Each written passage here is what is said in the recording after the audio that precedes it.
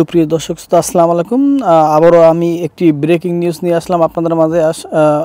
প্রধানমন্ত্রী শেখ হাসিনা এখনও ভারতেই আছেন।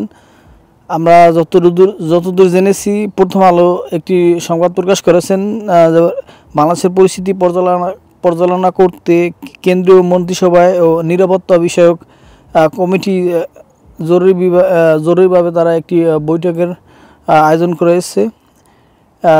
সোমবার রাতে প্রধানমন্ত্রীর সরকারি বাসভবনে আয়োজিত বৈঠকে ছিলেন কেন্দ্রীয় স্বরাষ্ট্রমন্ত্রী অমিত শাহ এবং প্রতিরক্ষামন্ত্রী রাজ সিং এবং পররাষ্ট্রমন্ত্রী জয়শঙ্কর, অর্থমন্ত্রী নির্মলা সীতারাম এবং ক্যাবিনেট সচিব রাজ গৌড়া, প্রধানমন্ত্রীর দপ্তরের প্রিন্সিপাল সচিব পি.কে. মিশ্র এবং সিনহা সহ অন্যান্য মন্ত্রীগণ সেখানে উপস্থিত ছিলেন। আসলে প্রধানমন্ত্রী গণভবন ত্যাগ করার পরে বাংলাদেশ এই লন্ডনে তিনি আশ্রয় চেয়েছিলেন। লন্ডনের সরকার তা প্রত্যাখ্যান করেছে। হয়তো তিনি অন্য কোনো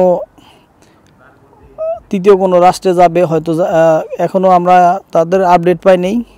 হোসেন, লন্ডন, বিডিটিভি, ডেগেনহাম, যুক্তরাজ্য।